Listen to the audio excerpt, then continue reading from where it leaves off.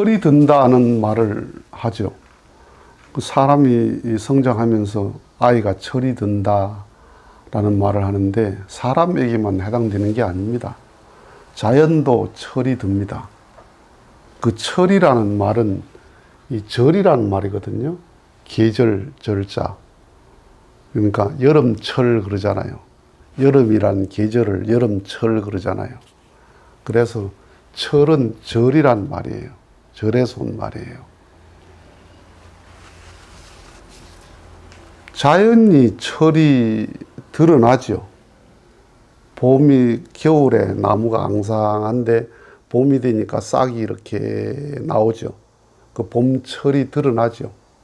봄철이. 여름이 되면 숲이 완전히 우거지죠. 여름철이 드러나죠. 그렇죠? 여름철이, 계절이 지나면서 그 모습이 드러나잖아요. 가을이 되면 단풍이라는 가을철이 드러나죠. 열매가 다 익어 있는 철이 드러나죠. 그래서 과일 같은 경우는 맛과 색과 향이라는 철이 완전히 들어서 익었다 그러죠. 여름에 풋과일은 철이 아직 덜 든 거죠. 맛도 안 들었고 향도 안 들었고 색도 아직 나타나지 않았다. 철이 덜 들었다 이 말이에요. 그러니까 맛이 없는 거예요. 그런데 가을이 돼서 완전히 사과가 익었다 그러면 색, 맛, 향, 이 철이 계절이 완전히 절이 들었다 이 말이에요. 봄, 여름, 가을의 계절이 완전히 들었다 이 말이에요. 그런 것처럼 사람도 나이가 들면서 철이 들어가는 거다 이 말이에요. 그 철이 들어가는 것이 무엇으로 나타나요? 생각하는 게로 나타나고 말하는 것으로 나타나고 행동하는 것으로 나타나 심언행으로 나타난다 이 말이에요. 자연은 맛, 향, 색 이렇게 크게 나타난다면 사람은 마음, 생각, 그 다음에 말, 그 다음에 행, 심언행을 생각하는 것, 말하는 것, 행동하는 것으로 저 철이 들었다 안 들었다는 게 나타난다 이 말이에요.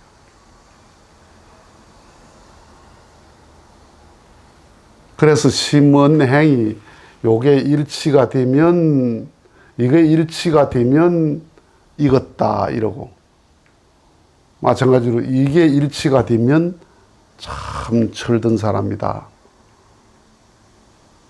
그 훌륭한 사람이 되는 거죠. 철이 들었습니까? 자기 자신을 가만 생각해 보세요. 내 생각이 좀 철이 들었나? 내가 말하는 게 철이 좀 들었나? 내가 행동하는 게 철이 좀 들었나? 자기중심적인 말과 생각과 말과 행동을 하고 있다면 철이 안 든 거예요. 그러니까 나이가 들어도 철부지가 많죠.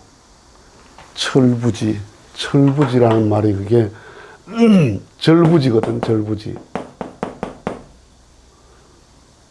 계절도 모르는 건다. 계절도 모르는 것. 그러니까 그게 뭐냐 하면 가을에 피는 개나리가 있습니다, 가끔. 날씨가 너무 따뜻하면 가을에 개나리는 봄에 피거든. 그렇죠? 그 계절도 모르고 피는 거죠. 계절도. 가을에 싹이 나는 나무에 새싹이 나오는 게 또 있다니까. 그 만물들도 철부지라는 게 절부지예요. 절부지 이게. 그러니까 나이에 맞지 않는 말을 한다 이 말이에요. 나이에 맞지 않은 생각, 나이에 맞지 않은 말, 나이에 맞지 않은 행동을 한다 이 말이에요. 그게 뭐예요? 자기중심적인 생각을 한다. 자기를 중심하고 지구가 돌아가기를 바라는 거예요. 세상이 자기를 중심하고 돌아가기를 바라는 거예요. 그러니까 자기 마음에 안 들면 다 나쁜 거야. 다 틀린 거고. 자기 마음에 들면 다 좋은 거고. 그런 생각을 가지고 있으면 본인도 피곤하고 옆에도 피곤합니다. 참 피곤합니다. 다른 걸 틀렸다고 생각하죠.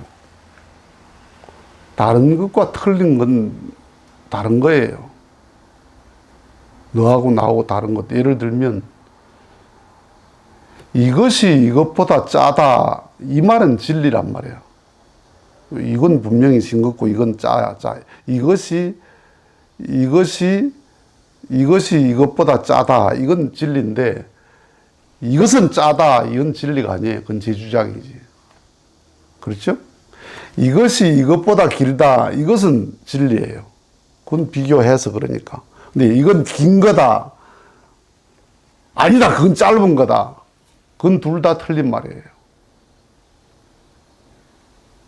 그거 하나를 가지고 어떻게 절대적 기준을 잡을 수 있어요? 비교해서 길다, 짧다를 말할 수 있는 거지. 그래서 길다는 건 없는 거예요. 짧다는 것도 없는 거고. 그 짧은 것보다 더 짧은 게 언제든지 있고, 긴 것보다 더 긴 게 또 있으니까. 이것이 저것보다 짧다. 이 말은 맞는 말이단 말이에요.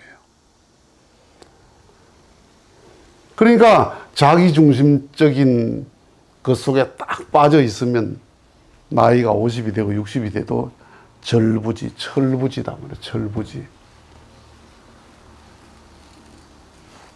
다 그렇게 살죠. 나이 들면 고집으로 살고.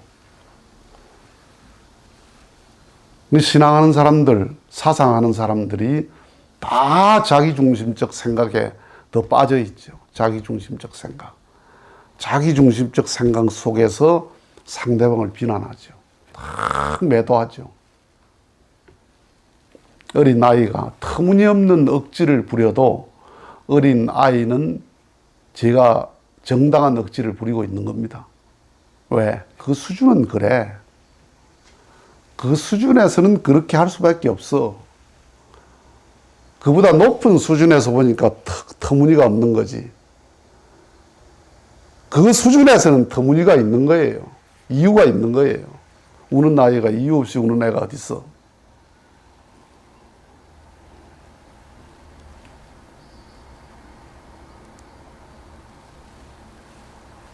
철이라는 게 하나의 나무에도 오지만은 산 전체에 오잖아요. 그죠? 집에 나무가 한 그루 있다 그러면 그 나무 한 그루에도 봄이 오는데 그 나무에 봄이 오는 그 봄이 산 전체가 다 같이 오죠. 그렇죠. 마찬가지로 시대에도 철이 든 시대가 있다 이 말이야. 시대. 하나님의 섭리적 시대도 철이 있다 이 말이에요. 철든 시대, 철들지 않은 시대. 사회도 철이 든 사회, 철이 안 든 사회. 그 철이 안 든 사회가 후진국이에요. 후진적인 의식이에요. 그 후진적인 의식이 어떤 의식이냐? 권리의식만 있고 책임의식이 없다 이 말이에요. 후진국일수록 준법 정신이 없어요. 준법 정신이 없습니다. 국가 지도자로부터 국민 전체가 준법 정신이 없어. 특히 국가 지도자들이 준법 정신이 없어요. 법은 지 마음대로 해석해. 우리나라 정치인들 보면은 법을 만드는 국회의원들이 법을 제일 안 지키죠. 제일 안 지키는 부류 중에 하나예요. 자기 권리의식만 있지 책임의식이 없어. 철저히 국회의원의 어떤 특권의 권리의식만 있지. 선진국은 권리의식과 더불어 책임의식이 투철하다는 거예요. 책임의식이. 그 사회의식이 그래요. 그 성숙한 사회죠. 준법 정신이 투철하다는 건 뭐예요? 사회가 성숙해가는 사회다 이 말이에요. 공산주의는 뭐예요? 권리는 한 사람이 독점을 해요. 모든 권리를. 한 사람이 독점하고 국민에게는 책임만, 복종만 강요하죠. 책임만 강요하죠. 그러니까 공산주의는 절대로 흥할 수 없어. 구조적으로 흥할 수가 없어요. 철학 자체가. 가장 후진적인 사회죠. 가장 철없는 사회죠. 철이 안 든 사회죠. 철이 안 든 사회가 공산주의 의식이라면 철이 덜 든 사회가 후진적인 정치 의식, 후진적인 사회 의식, 자기 권리 의식만 주장하고 책임 의식이 없다. 준법 정신이 없다. 사회가. 성숙한 철이 든 사회는 어떤 사회예요? 자기 권리 의식 이상으로 책임 의식이 강하다. 준법 정신이 강하다 이 말이에요. 예수님은 어떤 분이에요? 예수님은 가장 역사적으로 철든 분이라고 할 수 있는 거죠. 철든 분. 세상 죄를 지고 가는 어린 양이로다. 세상 걱정을 다 책임진 어린 양이로다. 누구 걱정까지? 세상 걱정이 하나님의 걱정이었다 이 말이에요. 세상 걱정이 세상 걱정이 아니고 하나님의 걱정이다. 네 걱정이 하나님의 걱정이다. 내가 다 책임지겠다는 거니. 가장 철든 의식을 가진 분이죠. 그걸 완성이라고 그래요.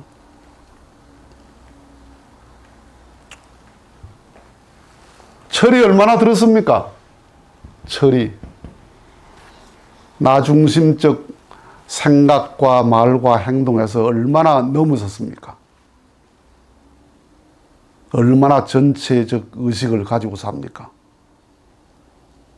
나중심을 넘어서야 됩니다. 그래서 자연이 철이 든 것을 우리가 확실히 알잖아요. 여름에 풋가위를 따먹는 사람이 누가 있어요? 아무도 안 따먹어요. 왜? 철이 덜 들었으니까. 맛도 없고 향기도 없고 색도 없고 세 가지가 다 없어. 철이 안 들면. 자연에 대해서 그렇게 정확하게 알 수 있는 안목이 있다면 내 자신에 대해서 얼마나 철이 들었나 이 말이에요. 철들기 위해서 신앙합니다. 신앙을 하면서도 철이 안 들었으면 신앙하는 의미가 없는 거죠.